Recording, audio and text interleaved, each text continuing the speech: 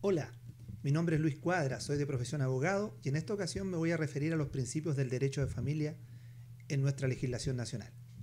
Debemos considerar que los principios clásicos del derecho de familia establecidos en el Código Civil ya han ido en retirada y han sido de alguna manera asumidos por los nuevos principios del derecho, los cuales son fruto de la incorporación de algunas reformas, las cuales vamos a pasar a comentar. El primer principio del derecho de familia es el principio de protección a la familia. La importancia de la familia queda consagrada en la mayoría de los tratados internacionales sobre derechos humanos. Por ejemplo, la Declaración Universal de los Derechos Humanos señala que la familia es el elemento natural y fundamental de la sociedad y tiene derecho a la protección de la sociedad y del Estado. Por su parte, nuestra Constitución Política de la República prescribe que la familia es el núcleo fundamental de la sociedad.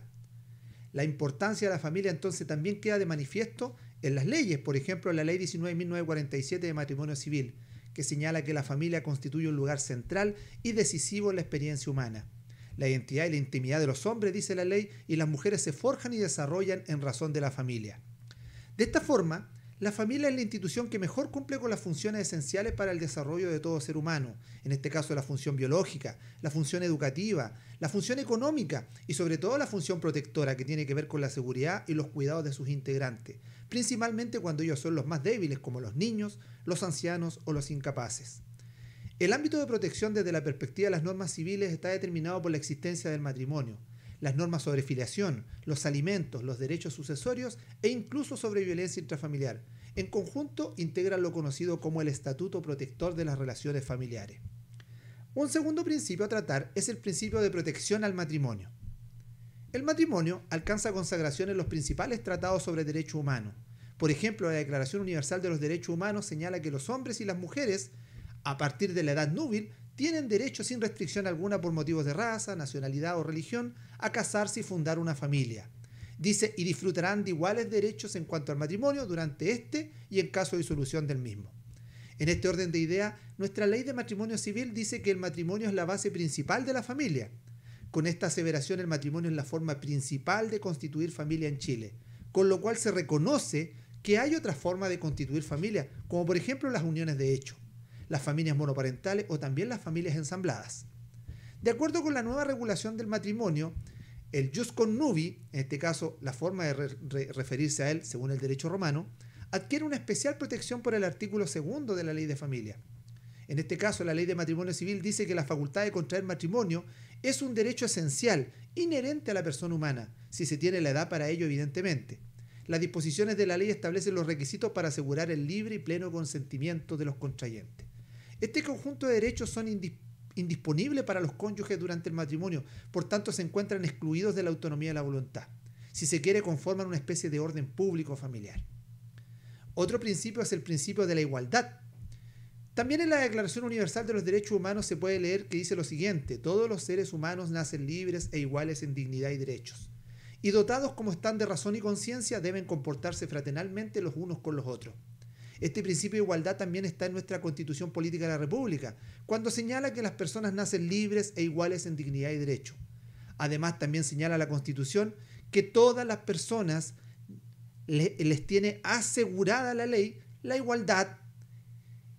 En definitiva, en Chile, señala la Constitución, no hay personas ni grupos privilegiados. Ni la ley ni la autoridad alguna podrían establecer alguna diferencia arbitraria al respecto. En el derecho de familia, este principio general de la legislación se mantuvo distante, dado que el modelo de familia patriarcal estructurado por Andrés Bello, que era establecido en razón de que el hombre, como marido y padre, era el que tenía toda la autoridad, dejó de existir, lo que se mantuvo vigente solamente hasta algunos años atrás, en donde se incorporaron en nuestra legislación a incorporar, como acabo de decir, criterios de igualdad en las relaciones de familia. Primero a través de la ley 19.335, que modificó los efectos personales del matrimonio, a fin de establecer en forma igualitaria las obligaciones y los derechos de carácter personal entre los cónyuges. Y luego la entrada en vigencia de la ley 19.585, que modificó el Código Civil y otros cuerpos legales en materia de filiación, consagrando la igualdad de los hijos. Y recientemente la ley 20.680, que dejó en situación de plena igualdad a los padres respecto al cuidado personal de los hijos. Ahora bien, este principio de igualdad se ve reflejado también en otros puntos dentro de la familia, como por ejemplo el principio de igualdad entre los cónyuges. En este sentido, el profesor Rodrigo García señala que el principio de igualdad lleva a que el contenido del derecho a familia propenda al desarrollo libre de la personalidad de los cónyuges. que se traduce en que los hombres y mujeres tienen iguales derechos y deberes en el matrimonio con relación a los hijos. La igualdad entre hombres y mujeres en el matrimonio debe analizarse desde dos puntos de vista. En primer lugar, en cuanto a los derechos y obligaciones entre los cónyuges de carácter personal, que está regulado por el Código Civil. Y también respecto de los efectos patrimoniales entre ellos, es decir, los regímenes patrimoniales, los alimentos y la compensación económica. Y en segundo lugar, respecto de los derechos y obligaciones establecidos entre el padre o madre en la regulación de las relaciones paterno-filiales, es decir, en cuanto al cuidado personal de sus hijos, el régimen comunicacional y la patria potestad. Sin embargo, hoy día en el régimen de sociedad conyugal todavía encontramos algunas normas que discriminan a la mujer, como las referentes a la administración de los bienes y los propios de la mujer por parte del marido. Dentro de estos mismos principios de igualdad podemos destacar el principio de igualdad de los hijos. El respeto por el principio de igualdad de los hijos se consagra también en la Convención sobre los Derechos del Niño, la cual establece que debe haber igualdad entre ellos, sin poderlos discriminar en cuanto al sexo, el idioma, la religión, la opinión política o cualquier otra índole. No obstante, nuestra legislación discriminaba a los hijos. Recuerden solo hace unos años atrás, en donde Andrés Bello en Código Civil establecía la diferenciación entre hijos de filiación legítima, filiación ilegítima, y también se hablaba de la filiación natural, es decir, aquellos hijos conocidos como hijos naturales. Esto fue derogado y hoy día la ley señala que se considera iguales a todos los hijos. En consecuencia, esta situación de discriminación que estaba en nuestro código fue derogada y hoy día la mayor parte de estas, podríamos decir, discriminaciones fueron asumidas por la ley 19.585 y la ley 19.620, equiparando los derechos a todos los hijos de filiación determinada, nacidos ya sea dentro o fuera del matrimonio, ya sea por filiación biológica, por técnica de reproducción humana asistida o por adopción. Otro principio a destacar es el principio de la protección del más débil. Esto significa que con la tendencia a igualar los derechos, surge la necesidad de proteger a las personas que se encuentran en una situación de especial indefensión o desamparo que haga imperiosa la intervención del Estado, a través de sus órganos, especialmente por la judicatura de familia. La debilidad puede tener su origen en distintas situaciones, como la violencia intrafamiliar, la vulneración de los derechos de los niños o por razones económicas, y puede afectar a uno de los cónyuges, a los niños o incapaces o ancianos dentro de la familia. Así lo consagran incluso los tratados internacionales sobre derechos humanos. Por ejemplo, nuevamente la Declaración Universal de los Derechos Humanos señala: la maternidad y la infancia tienen derecho a cuidados y asistencias especiales. Todos los niños nacidos de matrimonio o fuera de él tienen derecho a igual protección social. En definitiva, el derecho de familia tiene una especial función protectora de los derechos de quienes resultan ser los más débiles en las relaciones de familia. Nos referimos a la protección de los derechos de los niños y del cónyuge más débil. Un principio además que podemos considerar es el principio del interés superior del niño. Este principio alcanza reconocimiento internacional en la Convención sobre los Derechos del Niño. Es más, la misma convención señala que en todas las medidas concernientes a los niños que tomen las instituciones públicas o privadas de bienestar social, los tribunales, las autoridades administrativas o los órganos legislativos, una consideración primordial a que se atenderá será el interés superior del niño. De esta forma, el interés superior se transforma en el principio rector en materia de familia, que de acuerdo con el artículo 222 del Código Civil, consiste en la mayor realización espiritual y material posible y guiarlo en el ejercicio de los derechos esenciales que emanan de la naturaleza humana de modo conforme a la evolución de sus facultades.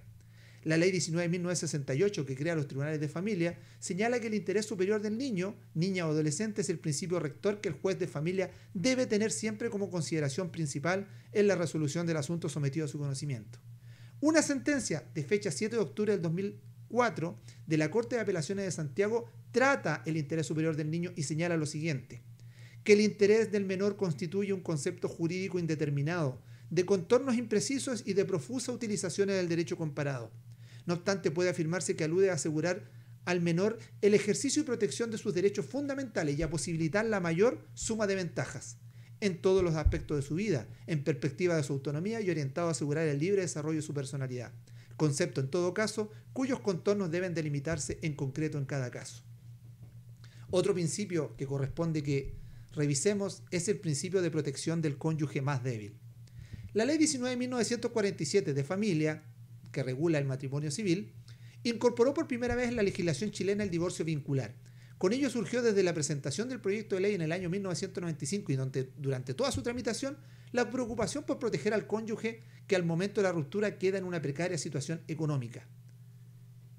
De acuerdo con las actas de la Ley de Matrimonio Civil, en el segundo trámite constitucional, se fortalece la idea de proteger al cónyuge más débil, mediante la incorporación del derecho de compensación económica y de la denominada cláusula de dureza, que permite al juez rechazar el divorcio en caso de incumplimiento por parte del cónyuge demandante de la obligación alimenticia respecto del otro cónyuge o de los hijos. Otra medida tendiente a asegurar esa protección del cónyuge más débil es el control que realiza el juez al aprobar un acuerdo en sede de separación o divorcio, calificándolo de completo y suficiente.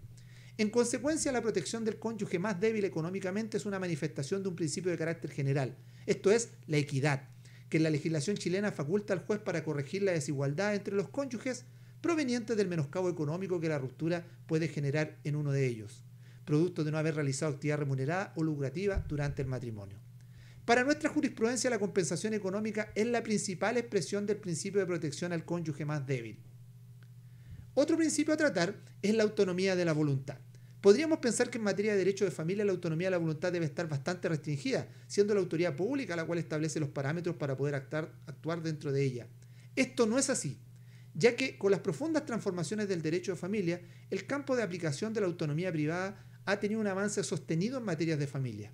En este orden de ideas, el margen de autonomía de la voluntad de los cónyuges se amplía considerablemente, pues por un lado ya no están obligados a permanecer unidos para toda la vida, sino que acreditando en un juicio una de las causales de divorcio, ya sea por culpa o por cese efectivo de la convivencia, pueden poner término al vínculo conyugal. Por otro lado, en sede de separación y de divorcio, se les permite a las partes regular sus relaciones mutuas y las concernientes a sus hijos, y eso sin considerar la conciliación y la mediación como forma alternativa de resolver los conflictos de familia en sede judicial. La nueva ley de matrimonio civil además permite a los cónyuges regular la procedencia del derecho a compensación económica, su monto y la forma de pago, de forma tal que expresamente les reconoce la libertad y autonomía para regular esta materia. Respecto a las relaciones de los padres con los hijos, se pueden celebrar acuerdos sobre el cuidado personal, relación directa y regular, incluso a favor de los abuelos, también la patria potestad y los alimentos. Finalmente debemos tocar el principio que habla de la intervención mínima del Estado. Estrechamente relacionado con el principio de autonomía de la voluntad se encuentra el de la intervención mínima del Estado. Coherente con lo que venimos diciendo en cuanto al respeto a los derechos fundamentales de los individuos como la igualdad, la libertad y la protección de la vida privada. De esta forma el Estado va a intervenir por intermedio de la justicia de familia cada vez que resulte necesario hacerlo, es decir, en todos aquellos casos en que las partes no logran solucionar de mutuo acuerdo sus conflictos familiares y en los casos que sea necesario actuar para proteger a los más débiles, como en supuestos de violencia intrafamiliar, vulneración de derechos de los niños, niñas o adolescentes. La ley de tribunales de familia regula procedimientos especiales para proteger a los niños, las niñas y a los adolescentes, tendientes a la protección de sus derechos cuando se encontraren amenazados o vulnerados, y también en los casos de actos de violencia intrafamiliar, y además entrega una completa potestad cautelar genérica para protegerlos. Por último, la ley 20.680 incorpora como primera alternativa los acuerdos de las partes en materia de efectos de la afiliación y en los casos que no sea posible esta solución, recurrir a la justicia de familia. En conclusión, respecto a estos principios de familia, los actuales principios del derecho de familia han evolucionado, es innegable. No obstante, todavía falta avanzar en la regulación de otras formas de familia, como las relaciones de convivencia, las familias ensambladas, y sigue pendiente el debate sobre el matrimonio totalmente igualitario, ya que todavía no pueden acceder a las mismas condiciones que los matrimonios heterosexuales. El Estado de Chile sigue todavía en deuda con los derechos civiles de la mujer casada en sociedad conyugal, además de avanzar en la aplicación de los principios como el interés superior del niño o del cónyuge más débil. Se debe seguir protegiendo a los niños, se debe seguir protegiendo a la familia. Muchas gracias.